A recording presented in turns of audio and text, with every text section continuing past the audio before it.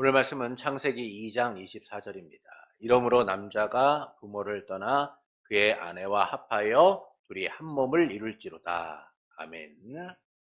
지난주 우리는 국가 위정자에 대한 내용들을 함께 나누었습니다. 하나님께서는 이 위정자를 세우셔서 백성들을 다스리게 하셨다라는 것이죠. 그래서 그 권위가 누구로부터 오는가를 우리가 분명하게 이해를 해야 된다는 겁니다. 하나님으로부터 온 권위이기 때문에 우리는 그 위정자들을 세우신 그 하나님의 권위에 순복하여서 우리 또한 백성으로서 그 일에 순복하는, 순종하는 자세가 필요하다라는 것이죠. 그리스도인들이 공직자로 임명되어 맡아 수행하는 것은 적법하다라는 것도 함께 나누었습니다. 그리스도인들이 정치라든지 어떤 국가의 일을 맡게 되었을 때에 그 일을 행하는 것은 적법하죠. 근데 그 일을 행하는 데 있어서 기준이 뭐냐면 하나님의 뜻을 따라서 바르게 하나님의 공의를 실천하기 위하여 힘써야 된다는 겁니다. 그러니까 정치를 하는 사람들이라든지 공직에 임하는 사람들이 자기의 유익이나 자기의 편리를 위하여서 그 하나님이 주신 권세를 함부로 사용해서는 안 된다라는 것이죠. 그래서 우리가 그 성도로서 공직이라든지 정치의 일을 할 때에 하나님의 공의를 따라 적법하게 행해야 된다라는 겁니다. 위정자들은 정규 예배 시에 말씀 선포나 성례를 집행하거나 천국 열쇠의 권세, 곧 교회 7위권을 맡을 수가 없으나 교회에 봉사할 의미가 있다. 위정자들이 교회에 행할 수 있는 것은 교회를 보호하는 일은 할 수 있어요. 그러나 그들이 교회를 간섭하는 일은 할 수 없다라는 겁니다. 또한 모든 사람은 위정자들과 정부를 위하여 마땅히 해야 할 의무를 지켜야 된다. 교회 또한 마찬가지죠. 정부를 간섭해서는 안 된다는 거예요. 그들이 불의와 악한 일을 행할 때에는 우리가 그것을 저항하고 문제가 있다라고 말할 수는 있어요. 그러나 그들이 바른 일을 행할 때에 교회는 그 일에 대하여 간섭하거나 함부로 말해서는 안 된다는 겁니다. 특히 교회의 직분자들 같은 경우에는 국가의 어떤 일에 대하여 함부로 말을 해서 갈등이나 분쟁을 유발시켜서는 안 된다라는 것이죠. 그래서 우리가 이 권위가 어디로부터 왔는가를 제대로 이해하고 그것들을 받아들여 사용할 수 있어야 된다라는 겁니다. 오늘 이 시간에는 이제 결혼과 이혼에 대하여 함께 나누도록 하겠습니다. 사실 결혼과 이혼이라는 것은 오늘날에 비추어 볼 때는 여러 가지 논란이 있을 수 있어요. 그러니까 우리는 예전과 다르게 다양화된 사회 속에서 살아갑니다. 그러니까 여러 다양성들을 받아들이고 살아가고 있죠. 성 정체성에 대한 다양성, 또는 결혼과 이혼에 대한 여러 다양성, 이런 시각들을 가지고 살아가고 있어요. 그래서 이전의 결혼이나 이혼에 대한 보수적 입장은 오히려 외면을 받고 오히려 결혼이나 이혼에 대한 자유로운 해석들이 인정을 받는 사회 속에 살아가고 있다는 겁니다. 이런 다양성 속에서 이 성경적 결혼과 이혼에 대한 논의는 상당히 껄끄러울 수가 있어요. 왜냐하면 교회 안에도 가정을 온전하게 지키고 살아가시는 분들이 있는 반면에 여러 가지 사정으로 그렇지 못한 분들도 있기 때문입니다. 그래서 결혼과 이혼에 대한 성경적 입장에 대하여 우리가 함께 나누는 일은 사실은 불편할 수 있는 이야기일 수 있죠. 그럼에도 불구하고 우리가 이 신앙 고백의 한 부분으로서 이와 같은 내용을 다루는 것은 변하지 말아야 될 가치를 우리가 바로 알아야 된다는 거예요.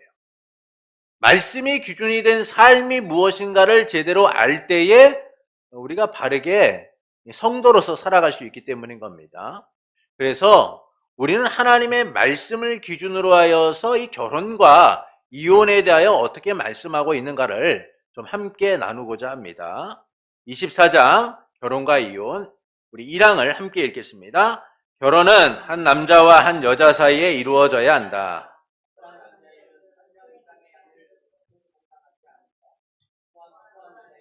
한 명 이상의 남편을 동시에 두는 것은 정당하지 않는다. 결혼은 하나님이 정하신 제도죠. 그러니까 이 제도는 하나님이 모든 것을 주관하시고 이루신 거예요. 왜냐하면 결혼은 남자와 여자의 관계를 넘어서 하나님의 성전으로서의 가정을 의미하기 때문인 겁니다. 그러니까 우리가 단순히 결혼, 가정을 이룬다라는 것을 뭐 남자와 여자가 사랑해서 함께 사는 것, 이 정도로 이해를 해요. 그러나 성경이 우리에게 알려주는 가정이란 남자와 여자가 한 몸을 이루어 하나님을 모시고 사는 공동체, 하나님 나라의 모습을 보여주는 한 예로서 이해를 해야 된다라는 겁니다. 그러니까 결국 가정이라는 것은 하나님이 통치하시는 하나님 나라의 한 예인 것이죠. 그래서 하나님께서는 결혼을 통하여 하나님의 통치가 가정 가운데 이루어져 남편과 아내가 서로와 화목을 이루고 화평을 이루고 아름답고 복된 가정을 이루도록 하신 거예요. 행복하고 번영을 추구하도록 만드신 겁니다. 그러니까 이와 같은 결혼의 제도는 하나님과 우리의 관계를 더 깊이 이해하고 더 깊게 나아가도록 하는 아주 중요한 역할을 하고 있는 거예요. 그러니까 하나님께서 이스라엘 관계 속에서 자신을 남편이다라고 표현하세요. 그리고 이스라엘을 아내다라고 표현하십니다. 그러면서 이스라엘의 우상숭배를 뭐라고 말씀하시냐면 너희가 간음하였다라고 얘기해요. 간음하였다는 게 뭡니까? 그들이 남편 대신 하나님은 몰래 바람을 피웠다는 것이죠. 아내된 이스라엘이 남편 된 하나님을 제대로 믿고 섬기지 않고 바람을 피웠다는 거예요. 또한 예수님과 교회의 관계 속에서도 우리가 결혼이라는 것을 이해할 수가 있어요. 사도 바울은 남편과 아내의 관계를 그리스도와 교회의 관계다라고 설명을 합니다. 이는 우리가 그리스도의 신부 교회로서 예수님과 영적 결혼한 관계임을 드러내고 있는 것이죠. 그래서 우리가 남편과 아내 된 이 결혼의 관계는 그리스도와 교회의 관계, 하나님과 이스라엘의 관계 속에서 더 확장되어져 가는 거예요. 우리가 하나님과 하나 되어가는 삶이다라는 겁니다. 이 점에서 결혼은 성도에게는 주님과의 연합을 이루고 하나님의 나라를 이루는 축복된 만남이며 새롭게 독립된 신앙의 공동체, 믿음의 가정을 이루는 중요한 일이다라는 것이죠. 하나님과 우리의 관계를 이해하고 더 깊은 관계로 나아가게 하는 다리의 역할과 같은 거예요. 그래서 우리는 이 결혼을 통해서 하나님이 우리 가정을 통치하고 계시다는 사실을 누려야 되는 거예요. 하나님이 우리 가정의 주인이 되시고 우리와 함께 하심을 통하여 하나님의 나라가 우리 가정 가운데 이루어져 가고 있음을 누릴 수 있어야 되는 겁니다. 그래서 하나님이 주시는 행복과 번영을 가정 가운데 누리며 살아갈 수 있어야 하는 것이죠. 그러니까 이와 같은 결혼 제도를 하나님께서는 남자와 여자 사이에 이루어지도록 하셨다라는 거예요. 한 명의 남자와 한 명의 여자가 서로 부모를 떠나 하나가 되어서 한 몸을 이루어 함께 하도록 하셨다라는 겁니다. 우리 창세기 2장 20절부터 24절의 말씀을 보시겠습니다. 창세기 2장 20절부터 24절입니다. 말씀을 좀 교독하겠습니다. 아담이 모든 가축과 공중의 새와 들의 모든 짐승에게 이름을 주니라. 아담이 돕는 배필이 없으므로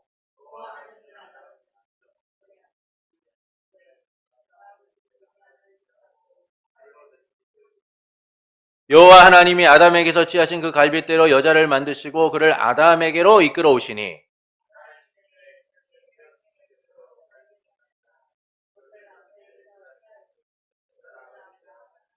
함께 읽겠습니다. 이러므로 남자가 부모를 떠나 그의 아내와 합하여 둘이 한 몸을 이룰지로다. 하나님께서 결혼제도를 만드셨어요. 근데 그 결혼제도는 하나님이 분명한 구성과 절차를 말씀하고 있는 거예요. 어떤 구성입니까? 한 남자와 한 여자가 어디를 떠나요? 부모를 떠나서 한 몸을 이루며 살아간다는 거예요. 이 이야기는 결국은 성인이 된 남자와 여자가 부모의 보호와 간섭 아래서 독립된 존재로서 하나의 가정을 이루며 살아가야 된다는 거예요. 그래서 누구의 통제를 받는 거예요? 하나님의 통치를 누리는 복된 가정을 이루어야 된다라는 것이죠. 이에 대해서 어떤 이들은 이렇게 얘기해요. 아브라함도 다윗도 솔로몬도 여러 아내를 두지 않았느냐? 라고 말할지도 몰라요.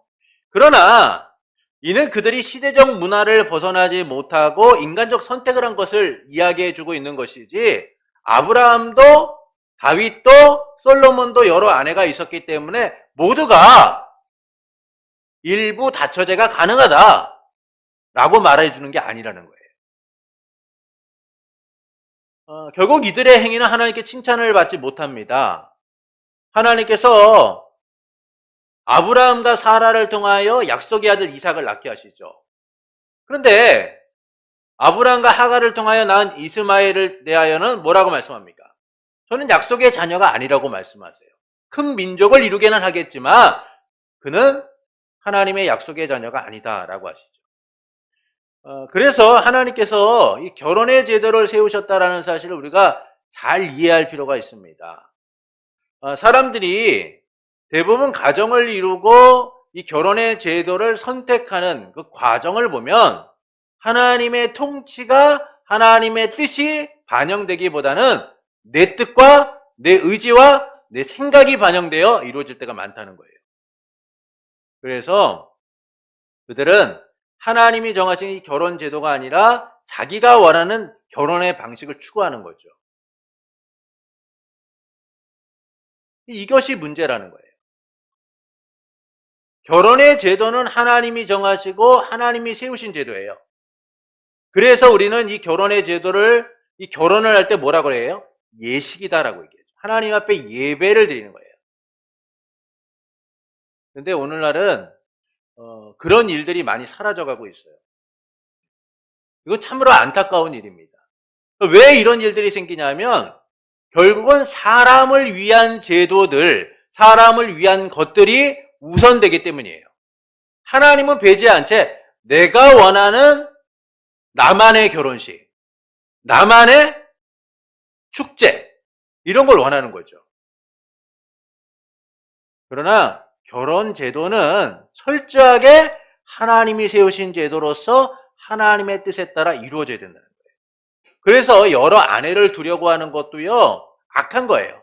또한 한 남자와 한 여자가 가정을 이루도록 하셨는데 같은 동성끼리 가정을 이루는 것도 악한 일입니다.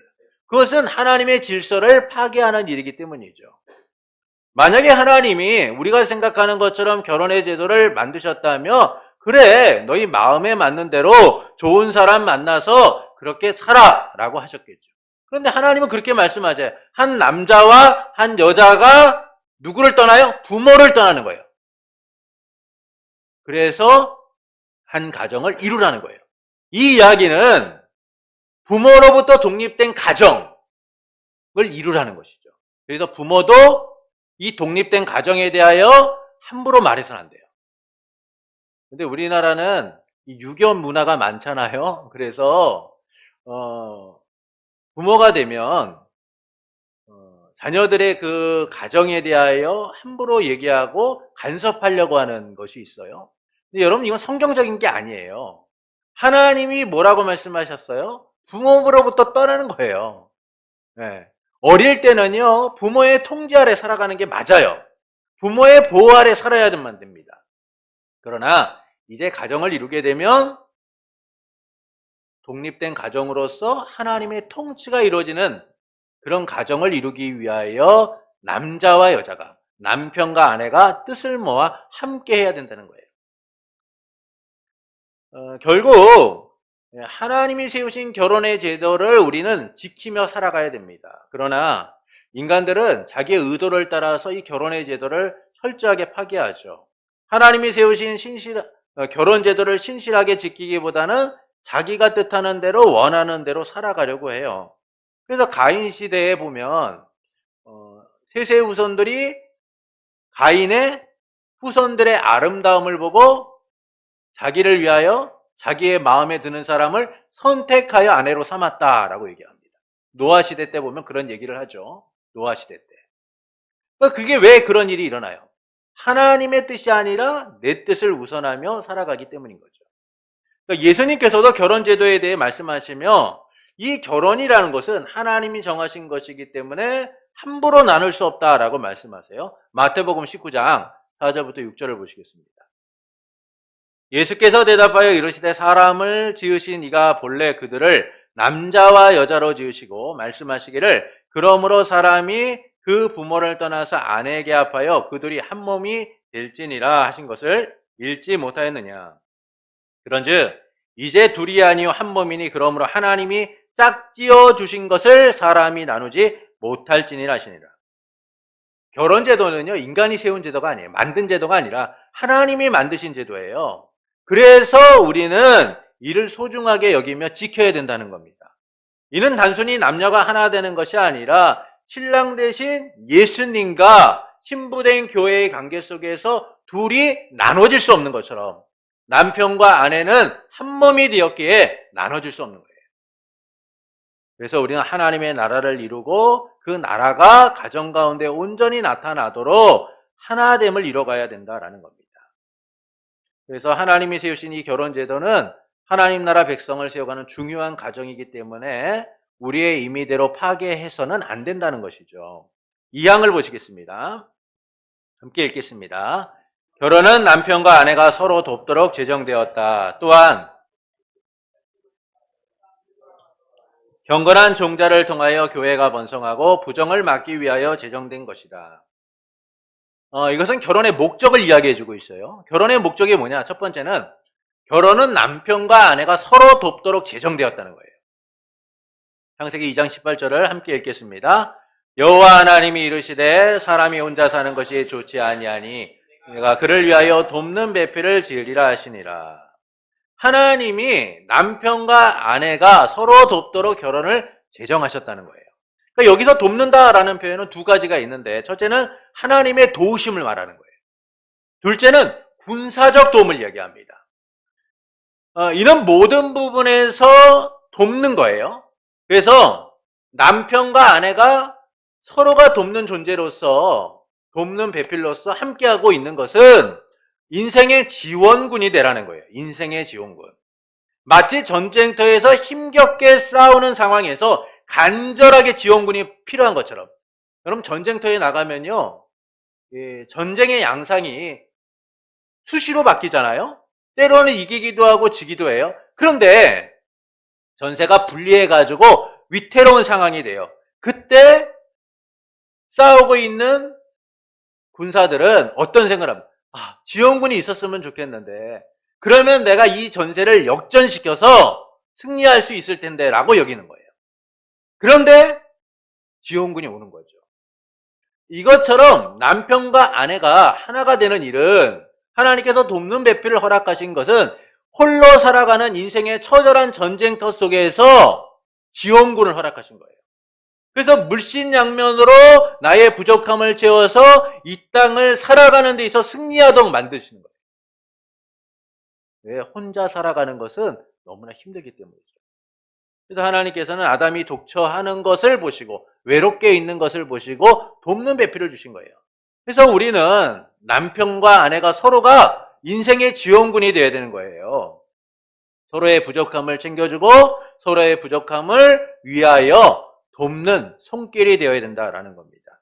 서로가 인생의 지원군이 되어 승리할 수 있도록 도와야 한다라는 것이죠. 이것이 바로 하나님이 우리에게 돕는 배필을 허락하신 이유인 거예요. 그래서 남자와 여자가 하나 되어 가정을 이룰 때 주도권 싸움이라는 걸 하는데 그럴 필요가 없다는 거예요. 누가 돈을 관리할 것인가? 집을 사면 누구 명의로 할 것인가?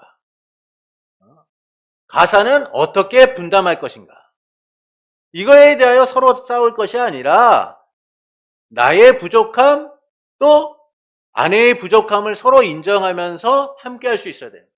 어떤 사람은요, 어릴 적부터 막 정리가 안 된 사람들이 있어요. 또 어떤 사람은 정리가 잘 된 사람이 있죠. 근데 남편과 아내가 대부분요, 서로 다른 사람들이 만나요. 같은 사람들이 만나는 경우는 거의 없습니다. 같은 사람이 만나면 어떨까요? 더 잘 살까요? 아니에요. 속 터져요. 네. 나 같은 사람 하나 더 보고 살면 힘듭니다. 네. 그래서 하나님께서 대부분 가정을 이룰 때는 서로 다른 사람들이 만나서 가정을 이뤄요. 그 의미는 뭐냐 하면 결국 서로의 부족함을 인정하고 채워주라는 거예요. 너는 코한 날 그렇게 정리를 안 하니? 양말은 좀 세탁기에다 집어넣지. 왜 그러니? 청소는 왜 이렇게 안 하는 거야? 먹은 건 갖다 놔야지. 이렇게 얘기하지 말고 부족함을 인정하고 돕고 그렇게 해야 된다는 거예요. 왜냐? 우리는 서로의 지원군이기 때문인 거예요. 두 번째로 합법적인 자손을 통하여 인류가 번성하고 경건한 종자를 통하여 교회가 번성하기 위함이다 라는 겁니다. 말라기 2장 15절을 보시겠습니다. 그에게는 영이 충만하였으나 오직 하나를 만들지 아니하셨느냐? 어찌하여 하나만 만드셨느냐? 이는 경건한 자손을 얻고자 하심이라. 그러므로 내 심령을 삼가 지켜 어려서 맞이한 아내에게 거짓을 행하지 말지니라. 하나님께서는 충분한 능력이 있으셔서 여러 사람을 만들 수가 있어요. 그런데 하나님이 한 여성만을 만드셨다는 거예요. 한 여성만을 만드셨다는 거죠. 그것은 경건한 자손을 얻도록 하기 위함인 거예요. 남자와 여자를 만드셔서 가정을 이뤄 경건한 자손을 얻도록 하시고 생육하고 번성하여 땅에 충만하여서 경건한 후손을 통하여 교회가 번성하도록 하시고자 한 여성만을 만드셨다는 거예요. 그러나 오늘날 동성 간의 결혼을 합법적으로 인정하려고 하는 모습들을 보이죠. 이것은 하나님의 창조 질서가 얼마나 우리 시대에 왜곡되어 있는가를 보여주고 있는 거예요. 많은 나라가 오늘날 동성 간의 결혼을 합법으로 인정하는 경우들을 참 많이 봅니다. 유럽의 나라들이라든지 미국의 어떤 주는 이 동성 간의 결혼을 합법한 것으로 여기죠. 우리나라 경우에도 이 동성 간의 결혼을 합법화라는 이야기는 하지 않았지만 대법원에서 사실혼, 동성 배우자의 법적 권리를 처음으로 인정하는 것이 얼마 전에 있었어요. 그러니까 이야기는 뭐냐면 동성 간의 결혼이라는 것이 오늘날 암묵적으로 인정받는 사회 속에서 우리가 살아가고 있다는 것을 보여주는 거예요. 그러나 하나님이 세우신 결혼제도는 뭡니까? 그 목적과 상관없이 이루어지는 것이 아니라 하나님의 목적을 따라 이루어지게 된다는 거예요. 그것은 하나님의 창조의 목적, 하나님 나라의 목적을 가져요. 생육하고 번성하여 땅에 충만하도록 하는 것이죠. 하나님 나라 백성으로서 하나님의 통치를 누리며 이 땅 가운데서 하나님이 주신 은혜들을 누리고 살아가도록 만드신 거예요. 그래서 하나님은 한 남자와 한 여자가 한 몸을 이뤄 가정을 이루고 자녀들을 출생하도록 하신 거예요. 그러나 오늘날 이 동성 간의 결혼이라든지 때로는 이 결혼을 인정하지 않고 있는 이런 모습들은 결국 하나님의 그 창조의 목적, 질서를 어기고 인류의 번성이라든지 교회의 번성을 중단시키는 그런 일이 될 수 있다라는 겁니다. 결국 하나님의 질서를 파괴하는 일이죠. 그래서 결혼은 합법적으로 인류가 번성하고 교회가 번성하기 위한 목적 속에서 아름답게 이루어져야 된다라는 겁니다. 세 번째는 부정을 막기 위하여 제정했다라는 거예요. 고린도전서 7장 2절과 9절을 함께 읽겠습니다. 음행을 피하기 위하여 남자마다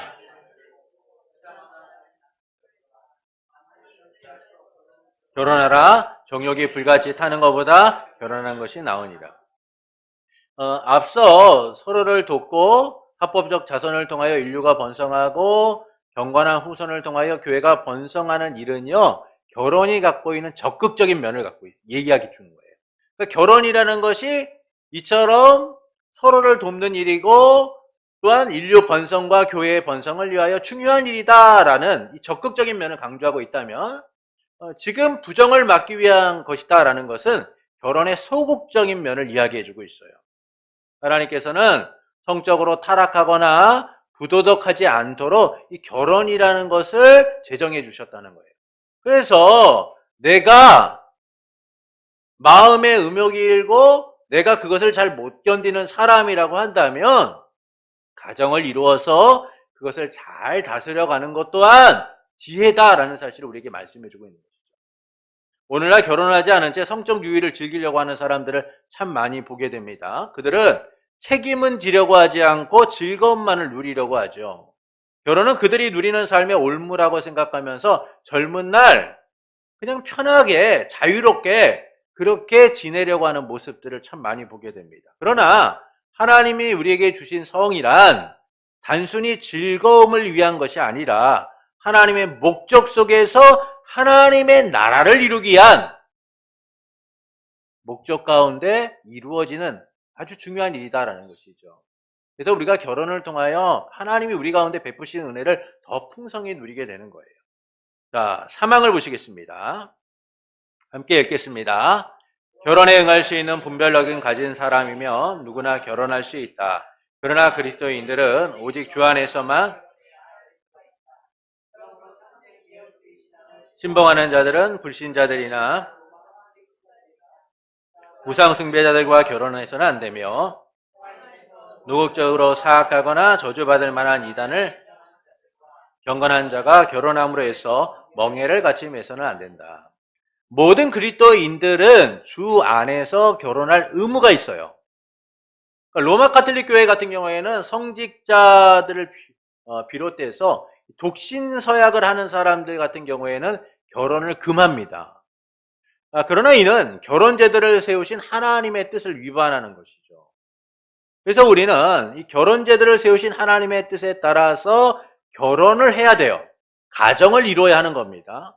이거는 의무적이고 우리가 살아가면서 해야 하는 아주 중요한 일인 거예요. 근데 요즘은 어떻습니까? 연애는 필수, 결혼은 선택이라는 말이 있어요. 결혼은 모든 그리스도인들이 당연하게 해야 될 의무임에도 불구하고 우리가 갖고 있는 생각은 연애는 필수이지만 결혼은 선택이다라고 생각해요. 왜 결혼은 선택이라고 생각합니까? 삶을 짊어지기가 힘들기 때문이에요. 막상 내 인생의 삶을 짊어지려고 하는 것이 힘들다라고 생각하기 때문이죠.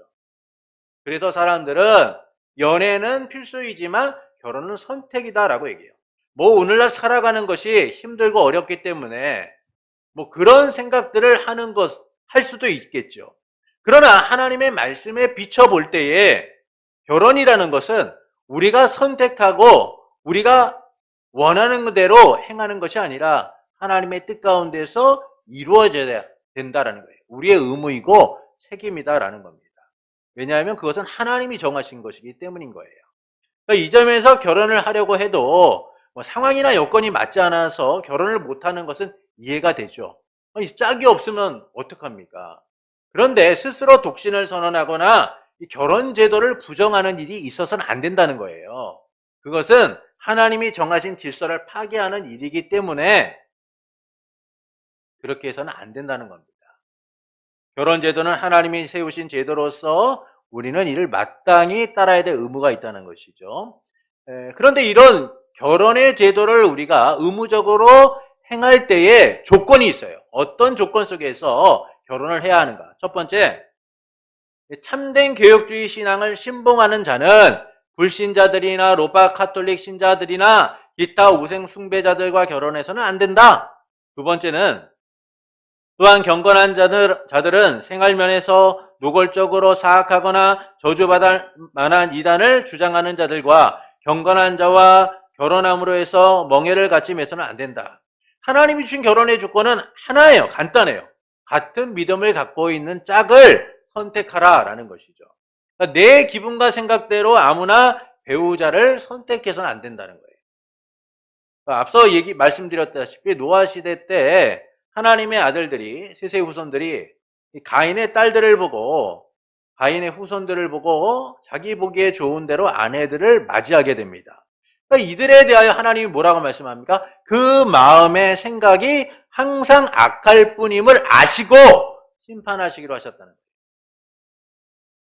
여러분, 결혼의 제도는 하나님이 세우신 거예요. 그러면 그 제도를 세우신 하나님의 목적과 뜻에 따라서 가정을 이루는 것은 당연해요. 그런데 우리의 선택은 어때요? 하나님의 목적 속에서 그 일이 이루어지는 것이 아니라 내 마음이 가는 쪽을 선택하게 되죠. 내 눈에 보기 좋고 내 마음이 가는 대로 선택을 하려고 해요. 사람의 마음이 뭐 막는다고 해서 막아지는 것도 아니고 참 어렵고 힘든 일이죠. 그러나 우리가 기본적으로 가정을 이루려고 할 때는 하나님이 어떻게 우리에게 배우자를 얻기를 원하시는가를 생각해 봐야 된다는 거예요. 왜 하나님이 이렇게 말씀하십니까? 그렇지 않고 믿음 안에서 얻지 않고 믿지 않는 자나 때로는 이단이나 같은 믿음 안에 있지 않는 자를 선택하는 경우에는 그 사람이 갖고 있는 믿음이 흔들릴 수 있기 때문이에요. 믿음을 잃어버릴 수 있기 때문인 겁니다.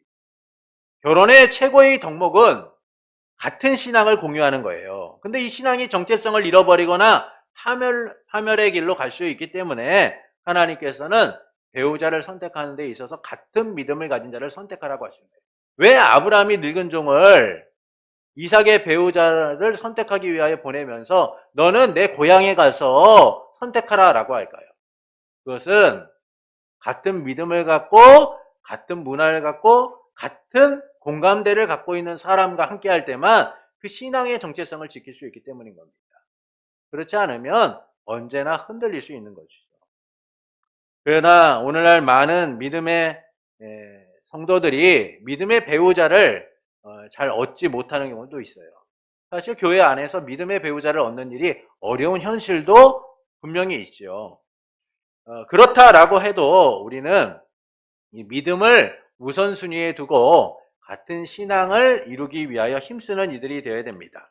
만약 믿지 않는 자와 결혼을 하게 될 때는 그가 믿음으로 나아갈 수 있도록 그것을 우선순위에 두고 이끌 수 있어야 된다라는 거예요.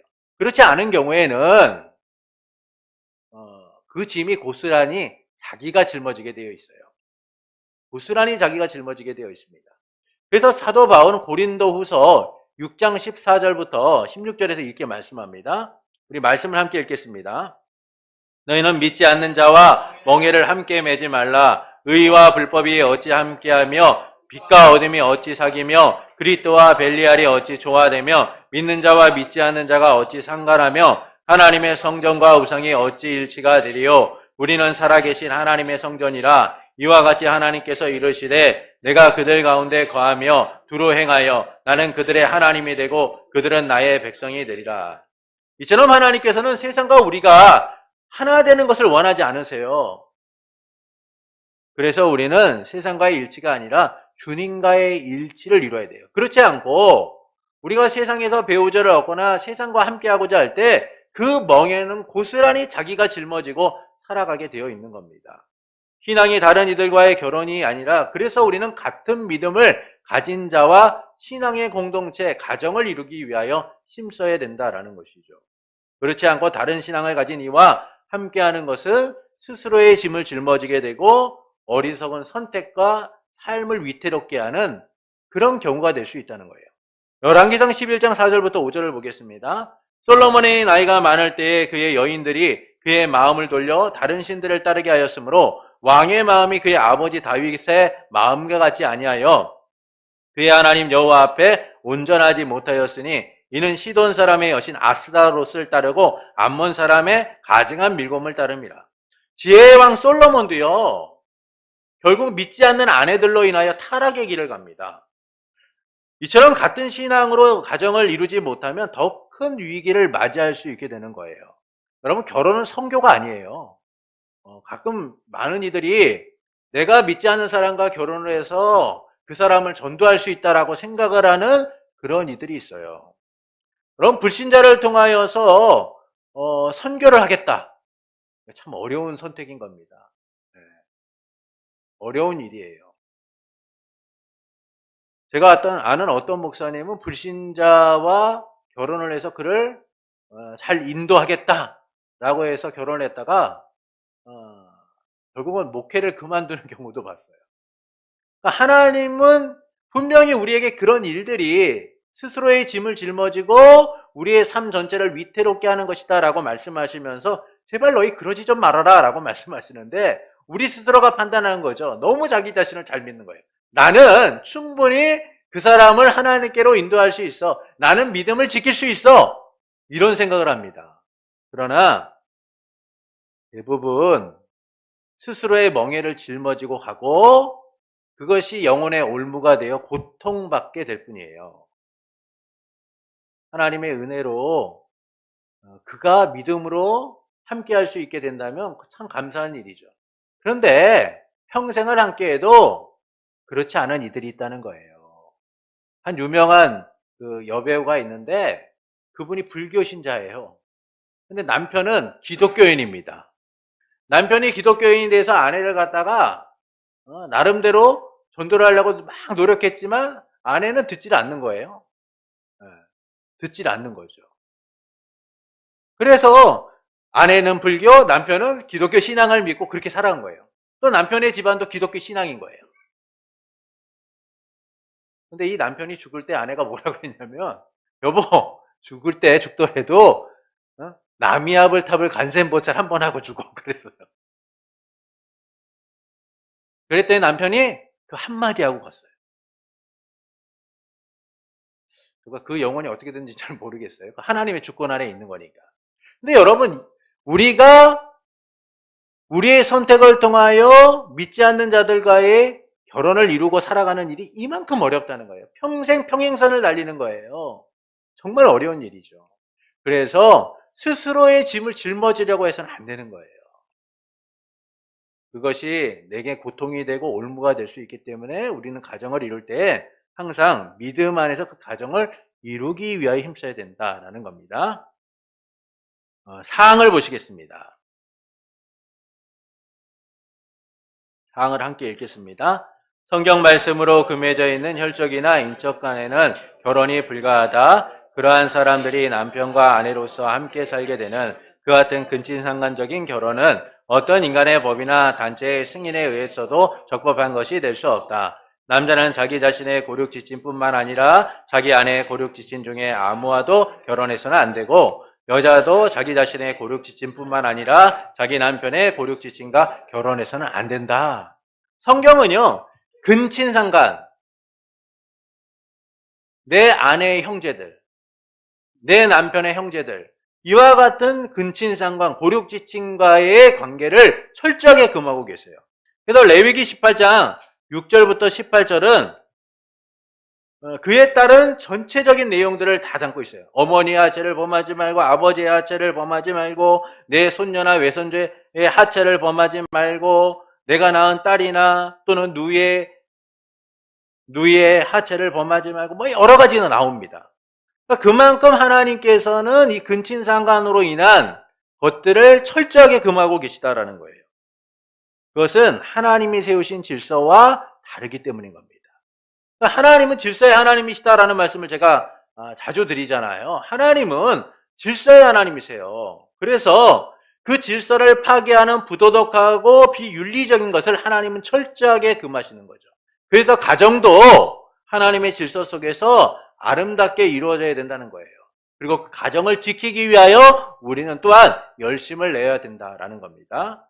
5항을 보시겠습니다. 5항입니다. 함께 읽겠습니다. 약속한 후에 범한 간음이나 간통이 결혼 전에 발견되면 흠이 없는 측에서 회개할 수가 있다. 결혼한 후에 간음한 경우는 이혼 소송을 하는 것이 적법하며, 이혼한 후에는 범죄한 측이 죽은 경우나 마찬가지로 다른 사람과 결혼한 것이 적법하다. 로마서 7장 2절부터 3절을 함께 읽겠습니다. 남편이 있는 여인이 그 남편 생전에는 법으로 그에게 매인받으나 만일 그 남편이 죽으면 남편의 법에서 벗어나느니라. 그러므로 만일 그 남편 생전에 다른 남자에게 가면 음녀라. 그러나 만일 남편이 죽으면 그 법에서 자유가 되나니 다른 남자에게 갈지라도 음녀가 되지 않으니라. 결혼이라는 것은 서로 구속력이 있음을 이야기해 주는 거예요. 남편의 구속력을 누가 갖고 있어요? 아내가 갖고 있어요. 아내의 구속력을 누가 갖고 있습니까? 남편이 갖고 있는 거예요. 그래서 남편과 아내는 서로가 구속력을 갖고 있기 때문에 나누어질 수 없고 서로 책임과 의무를 다해야 된다는 거예요. 그런데 이와 같은 이들이 구속력을 갖지 않는 때가 있다는 거예요. 언제입니까? 간음을 하는 때, 또는 남편이나 배우자가 죽는 때, 이럴 때는 서로의 구속력이 사라지게 된다는 것이죠. 그래서 하나님께서는 이 결혼의 제도 속에서 남자와 여자가 나눠지는 것을 금하셨어요. 그러나 그와 같은 경우에 예외적으로 배우자의 간음이라든지 또는 배우자가 사망하는 경우에는 자유할 수 있다라는 사실을 말씀해 줘요. 또한 불신자의 남편이나 아내가 신자인 배우자를 악의적으로 내어버린 경우 이혼을 할 수 있다는 거예요. 그러나 이는 언제나 하나님이 약자의 편에서 보호하시기 위하여 이렇게 말씀하시는 것이지 우리가 그와 같은 것들을 통하여 아무 때나 이혼할 수 있다라고 말씀하시는 게 아니에요. 언제나 하나님이 이런 말씀하시는 때는 사회적 약자들에 대하여 말씀하고 있다라는 겁니다. 그래서 우리는 이 결혼의 제도를 지키기 위하여 힘써야 된다는 것이죠. 자, 6항을 보겠습니다. 6항 함께 읽겠습니다. 인간의 만문 부패한 까닭에 하나님께서 결혼을 통해서 짝지어 주신 사람을 갈라놓기 위하여 부당하게 이혼 사유를 캐내려는 경향이 있지만은 간음 또는 교회나 세상의 법률에 따라서도 결코 어떻게 할 수 없는 고의적 별거 외에는 어떤 것도 이혼을 위한 충분한 사유가 될 수 없다. 이혼할 때에는 공적인 법적 절차를 밟아야 하며 관련된 당사자들이 그들 자신의 사건에서 자신의 이사나 결정에 따라 자의적으로 처리해서는 안 된다. 사람이 부패한 까닭에 무엇을 찾아요? 이혼의 사유를 찾는다는 거예요. 그러니까 이혼의 사유를 찾을 때 대부분이 약자가 아니라 강자들이 찾아요. 네. 약자가 아니라 강자들이 찾죠.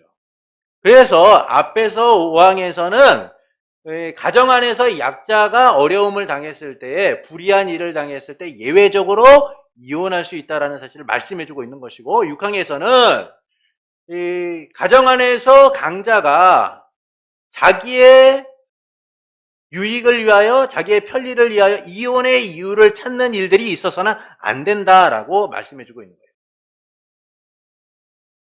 그래서 경제적 이유, 정신적 고통, 성격적 차이 등 여러 이혼 등을 열거하면서 나 이 사람하고 살 수 없어요 라고 하면서 이혼을 하려고 해서는 안 된다는 겁니다. 능력 있는 사람들이 그런 경우가 많죠. 남편이 돈이 많거나 또는 아내가 돈이 많은 경우에 내가 이 사람하고 사는 것보다 저 사람이 너무나 마음에 들고 그럴 때는 그냥 여러 가지 이유, 당신하고는 성격 차이야. 난 너같이 무능력한 사람하고는 살 수가 없어. 이런 이유들을 끄집어내서 서로 나눠지려고 할 수 있다는 거예요. 이것을 철저하게 금하고 계신다라는 겁니다. 마태복음 19장 8절부터 9절을 보겠습니다. 함께 읽겠습니다. 예수께서 이르시되 모세가 너희 마음의 완악함 때문에 아내 버림을 허락하였거니와 본래는 그렇지 아니하니라. 내가 너희에게 말하노니 누구든지 음행한 이후에 아내를 버리고 가는데 장가드는 자는 간음함이니라. 그러니까 이 모세가 이혼 증서를 써서 이혼하라는 말을 해요. 왜냐하면 당시 남자들은 사회적 강자였기 때문에 자기 마음대로 아내들을 막 얻고 내 아내를 갖다가 업신 여기고 그냥 소유물 정도로 봤어요. 그러다 보니까 사회적 약자인 아내들은 남편이 함부로 행하고 그러는 것에 때문에 많은 고통을 당하고 있었다는 겁니다. 그래서 너희가 만일 이혼을 하려고 한다면 이혼 정서 써라. 이 여성이 사회적인 지위를 회복하고 사회적으로 살아가는데 독립된 존재로서 살아가는데 어려움이 없도록 이혼 증서를 써서 그렇게 해라 라고 이야기해 준 거예요. 그런데 예수님께서는 너희가 여러 가지 이유를 가지고 그렇게 이혼을 하려고 하고 모세는 이혼 정서를 써서 그렇게 하라라고 하지만 사람이 갖고 있는 그 이혼의 이유들이 완악함에서 비롯되고 있기 때문에 너희가 함부로 그렇게 해서는 안 된다라고 말씀하고 있는 거예요. 그래서 너희가 간음이나 또 다른 것들 가지고 함부로 이혼을 하려고 해서는 안 된다는 거예요. 고린도전서 7장 15절을 보겠습니다. 혹 믿지 아니하는 자가 갈리거든 갈리게 하라. 형제나 자매나 이런 일에 구애될 것이 없느니라. 그러나 하나님은 화평 중에 너희를 부르셨느니라. 믿지 않은 사람들과 결혼을 한 경우에 남편이 우리의 신앙을 가지고 문제를 삼고 넌 도저히 함께 할 수 없어. 너 신앙 버려. 그러면 내가 너하고 같이 살게. 그러나 신앙을 굳이 지키려고 한다면 교회 나가겠다고 하면 우리 당장 이혼해! 라고 요구하는 경우에는 그렇게 할 수 있다는 거예요. 왜냐하면 가정을 이루는 것보다 믿음을 지켜서 화평을 이루는 일들이 더 중요하기 때문이다라는 거예요. 그러니까 이처럼 성경은 가능과 믿지 않는 배우자의 부당한 이혼 요구 외에는 우리가 이혼이라는 것을 함부로 해서는 안 된다는 거예요. 사실 이혼을 하시는 분들은 뭐 피치 못할 그런 여러 사정이 있을 거예요. 그러나 성경이 우리에게 말씀해주고 있는 것은 대부분의 많은 이들이 자기의 편리를 따라서 자기의 이익을 위하여 이혼의 이유들을 찾고 있다는 것이죠. 이것들을 우리가 주의해야 된다는 거예요. 그러니까 이것들을 우리가 제대로 알게 될 때 개인의 감정이나 판단에 의해서 이루어지는 것이 아니라 하나님의 뜻 가운데서 우리가 그것들을 잘 감당하고 살아가게 되는 것이죠. 핵심 요약을 보시겠습니다. 결혼은 일부 일처제를 원칙으로 한다라는 거예요. 한 남자와 한 여자가 결혼하는 겁니다. 그래서 오늘날처럼 다양성을 가지고 동성 간의 결혼이라는 것을 합법화하는 이 시대 속에서 우리는 이와 같은 일들을 금지해야 된다는 것이죠. 결혼의 목적은 서로를 돕고 번성하며 부정을 막기 위해 제정된 거예요. 또한 그리스도인은 주 안에서 결혼할 의무를 가진다는 겁니다. 근친 간의 결혼을 해서는 안 된다는 것이죠. 간음이나 고의적 별거 외에는 이혼의 사유가 될 수 없다라는 겁니다. 그래서 우리는 하나님이 주신 이 결혼의 제도를 제대로 이해하고 지키기 위하여 힘써야 된다라는 것이죠. 우리가 앞서 결혼과 이혼에 대해 함께 나누었는데 이는 오늘날 많은 논란이 생길 수 있는 이야기이기도 해요. 그것은 교회 안에서 결혼과 이혼에 대한 다양한 생각과 현실들이 이미 들어와 있기 때문인 겁니다. 그럼에도 우리가 이 불편한 내용들을 함께 나누는 것은 결혼 제도가 인간이 고안한 제도나 인간의 편의에 의해 만들어진 제도가 아니라 하나님이 만드신 제도이기 때문이에요. 그래서 우리는 이를 지켜야 될 책임과 의무가 있기 때문에 결혼의 제도를 제대로 알고 그 결혼의 제도를 지키기 위하여 힘써야 된다는 것이죠. 바른 이해가 성적 타락과 음란으로 가득한 시대 속에서 바른 신앙의 공동체를 이루게 하고 그 신앙이 우리의 삶 가운데 제대로 이어지도록 하기 때문이다라는 겁니다. 그래서 하나님의 말씀을 따라서 바른 신앙의 가족 공동체를 이루기 위하여 힘쓰는 일들이 우리 가운데 나타나야 된다라는 것이죠. 우리 시대 참 어렵고 힘든 시대입니다. 많은 것들이 부정당하고 있고 또한 외면당하고 있는 시대예요.